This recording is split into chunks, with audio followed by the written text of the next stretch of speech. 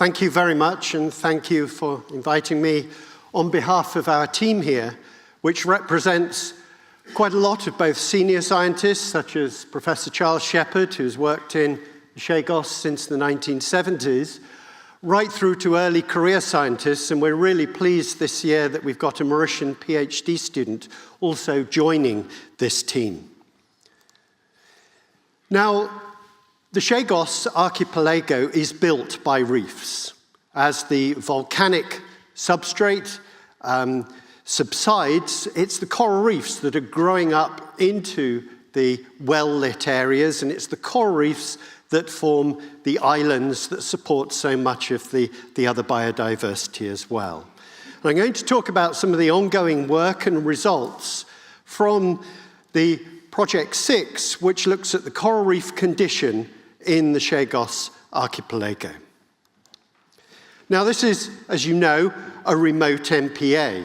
It was formed in 2010, and the Chagos Environment Preservation and Protection Zone, which covers 640,000 kilometers squared, was declared as a IUCN Category 1 marine protected area. What we're trying to achieve here is ecosystem-based management.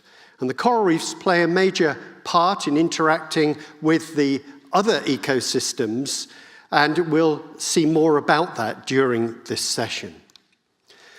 Now, there have been, as most people will be aware, consecutive annual periods of warming in recent years, in 2015 and 2016. And the areas here on these graphics show the intense warming, and if we look at this line here, we can see the times when the mean water temperature exceeded essentially 30 degrees, and these were the periods that went on to cause bleaching in the corals, as is illustrated by these nice photographs here, both from 2015 and 2016. And we can see the years here where the temperature, the gray line and the red line, exceed the black line, which is the mean average that we would, the mean summer average that we would expect in the Chagos. We can see that 2015 and 2016 were particularly warm years.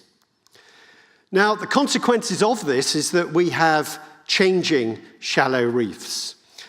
The tabula acropora that used to dominate from 1997-98, following the bleaching back then, up to 2013, looked spectacular. But by 2013, it started to show signs of disease, as shown here.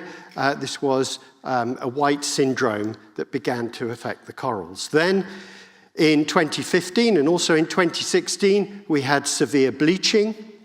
And following that, we've had macro erosion of these tables, as shown in the slide here. So these reefs are changing, and what's happening is a lot of these table corals are now being brought off the reefs. They're falling into deep water because of storms and water movement coming down the reef terrace, and they're often actually taking new recruits with them into deep water, or these are being abraded by these corals moving. But if we go below about 15 meters, the reefs are still very healthy, as shown in these two images here. So there is a lot of new recruitment coming from these slightly deeper reefs. They're the same species often as in shallow water, and we're expecting good recruitment through time. There are also corals that have proven resilient and survive. Some of the large Porites colonies, as we can see here. You can see a diver in the background, just to give some scale. This is a very large, very old colony. And also at places like Egmont, we've seen here corals surviving, probably because of these colder water waves that are coming through every 4 or 5 days and cooling these areas. Now, the research I'm going to describe is based from the BIOT research vessel. It's a superb platform for this work. We're undertaking dives around the different atolls across the whole of the Chagos archipelago down to 25 meters using a fleet of small boats, and we have a deck laboratory based on the Grampian frontier. And I want to first just address some of the BENTHIC community assessment that we've done across some 30 or more sites across the archipelago. A lot of the work dates back right to the 70s by Charles and Anne Shepherd, and this has been supplemented since 2006 with archived video surveys of the same areas. Also, Charles and Anne Shepherd have put in temperature loggers, and these are in situ at particular depths. So unlike the sea surface temperature that satellites give us, this gives us the temperature at particular locations on the reef. And what we can see here is a graphic that runs from 2006 to 2018, illustrating the changes in temperature. You can see some particularly cool periods. These perhaps represent some of these cooler water upwellings that have been described earlier on by David. Also, we can see over a decade the temperature rise in different places. At Egmont, we're at 5 meters. We're looking at quite a lowish temperature rise of 0.18 of a degree. But in the lagoons, such as Salomon, we've seen up to a 0.49 degrees Celsius per decade increase in temperature. Now, this has allowed us to build this figure, which illustrates the change in coral cover through time. There are some estimations across this period, but since the 70s, running through to the big coral bleaching event in 97-98, where coral cover fell, a steady increase then up until these recent bleaching events that we've just described. And you can see the peaks of sea temperature here, and these bars illustrate the periods when we've had particular bleaching events, almost certainly. So we've got a long description now of the changes in coral cover in the Chagos. And this varies across different atolls, and the data from the video is beginning to illustrate some of the changes over recent years for different atolls. We can see the Great Chagos Bank has shown a real decrease in coral cover, as is Peros, Balas, and Salomon. We do see a slight increase in 2018, but this is because we're looking at live coral, and actually a lot of the dead coral has been lost from the reef, and therefore the live coral is a higher percentage.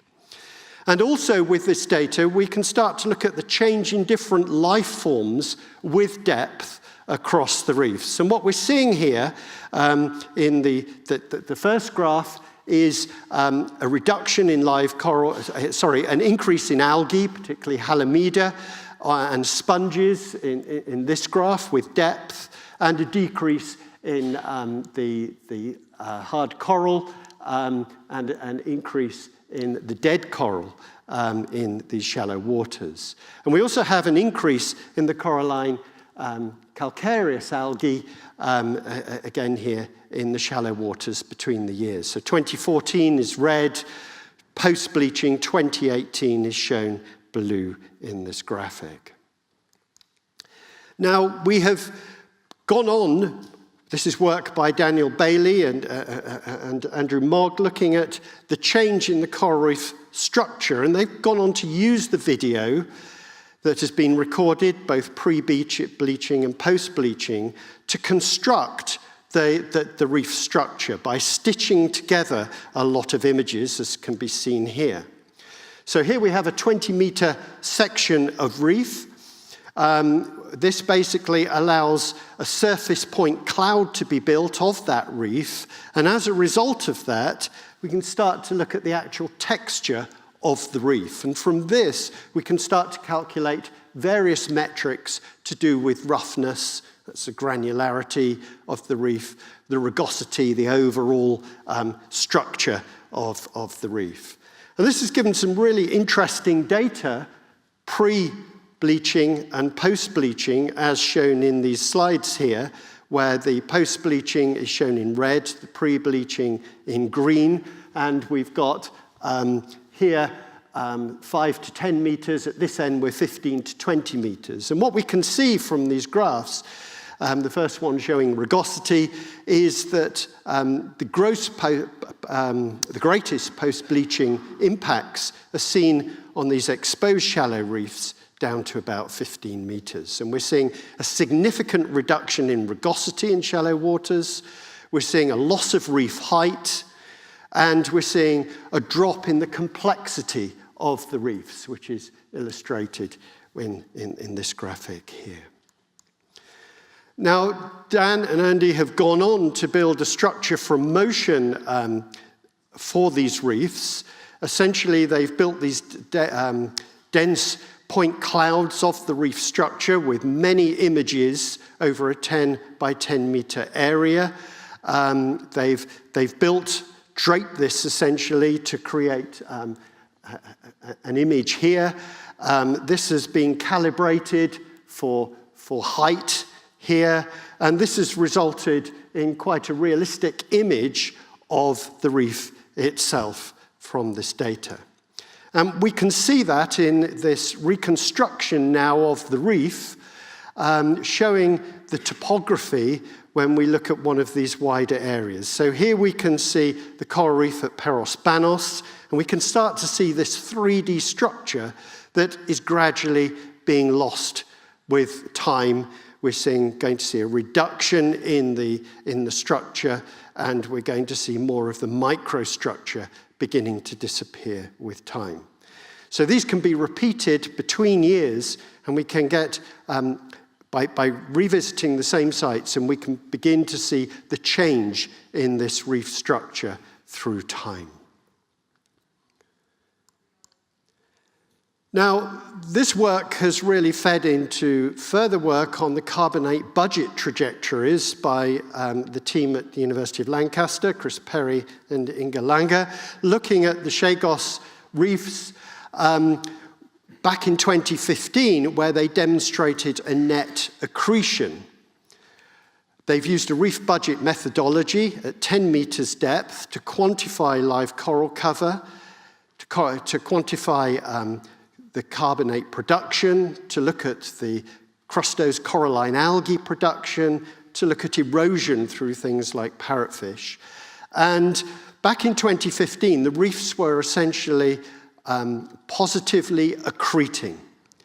This data, or these measurements, have been repeated in 2018, and the graphic here basically shows the difference between 2015 and 2018 data, with the 2015 being the first at each site, the 2018 the second bar at each site.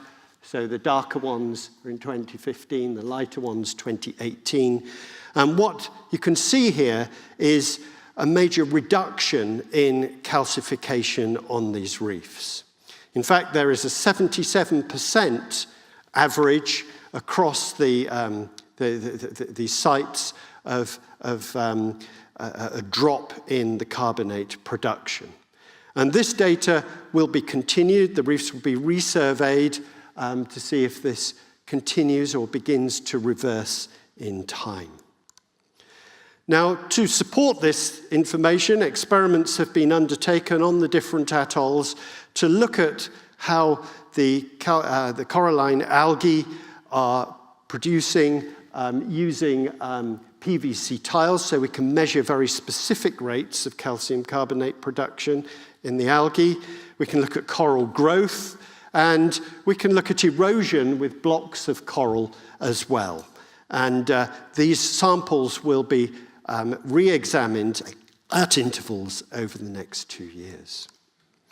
Now, coral recruitment is, of course, an important issue on the reefs.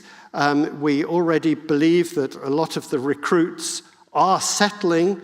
Corals are producing recruits that settle, and many do survive, even though some are washed off the reefs. But we're noticing through different techniques, both visual surveys by Charles Shepherd, by fluorescence surveys by Andy Mogg, which enable us to detect pretty much all the corals that are settling in quite small quadrats across the reefs. And we're seeing that the recruit numbers are reduced in 2018 compared to pre-bleaching, when there were some 35 recruits per metre squared, and now perhaps we're down to some 10 recruits per metre squared. So you can see the difference here in the number of recruits with depth. And many of the recruits are actually the Acropora corals. And it's possible using these techniques both to measure the growth of recruits between years. And here we can see where the recruits have settled. And Dan Bailey has, using the 3D models, constructed the actual aspect of the seabed to see where the corals are settling. And this is going to give us a good idea of recovery. Now, some corals have not survived. There has been potentially recent functional extinction. So some corals have, for all purposes, disappeared from these reefs. Seriatopora species have not been seen since the recent bleaching event. There are a few remnants of the Chagos brain coral, Chagius, Tenella chagius, present, but we don't see the large colonies that used to exist here. So this raises the question, why are some corals resilient? Why are some managing to hold on, whereas we're losing many others? And this is the basis of the work being conducted by Oxford, where they're using genetic work to look at factors that look at basically whether the immune receptors, heat shock proteins, and transcription factors are actually giving the corals resilience. So they're actually trying to create a profile of the microbiome. These are the existing bacteria in amongst the corals, which might affect their resistance to disease.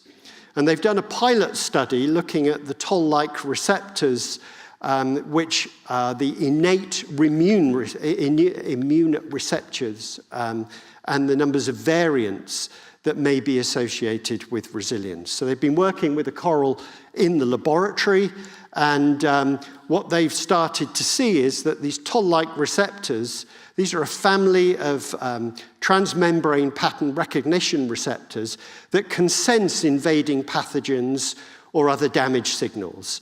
And these can initiate the immune response in many animals, corals included. And they respond essentially with ligands of any microbial components, such as bacteria, their cell walls, or viruses, which might cause change in the membrane proteins of the corals. And by looking at the number of polymorphisms that are associated with disease susceptibility in different corals, it's possible to see which corals are likely to survive and which corals are most likely to perish from these various different sort of microbial contaminants. Now, this brings us on to further work where we're actually looking at the microbiomes of the near reef. So here, Gareth Williams is trying to look at the community structure of the microbes in the water around the reefs, and has been sampling the water chemistry, the microbial communities, and the viral communities on the reef, using basically an underwater vacuum to collect these. And the processing goes on the ship. These water samples are filtered. The samples have been sent to San Diego, where they're being analyzed in order to test the hypothesis that the microbial taxonomy is driven by changes in the reef substrate composition and perhaps the function by nutrient gradients across the archipelago, and possibly there are basically diseases that are going to affect the corals. So we're now identifying diseases in corals and which corals are susceptible, and we're now looking at the water itself to see which diseases are carried to help with that, and where there are excess nutrients which might support some corals and make them more resilient. And finally, I'd just like to mention that a coralline fungal disease was detected on the reefs of Chagos last year at 8 of 29 4-reef sites. So this is a disease affecting the coralline algae on the reef, and that was published in Reef Sites. So I'd like to finish there by just concluding that the reefs were severely damaged. There is flattening of these reefs now, and this is going to affect the islands and future erosion. Some corals are perhaps functionally extinct, where others are resilient, and we're trying to find out why. Recruitment is now depressed, but these events may change in the future. We hope that the coral reefs are going to show some resilience and rebuild, and we're building up the techniques and tools to find out which corals are actually going to survive, which areas might have management interventions to help protect corals in particular areas. So I'd like to end there. Thank you very much.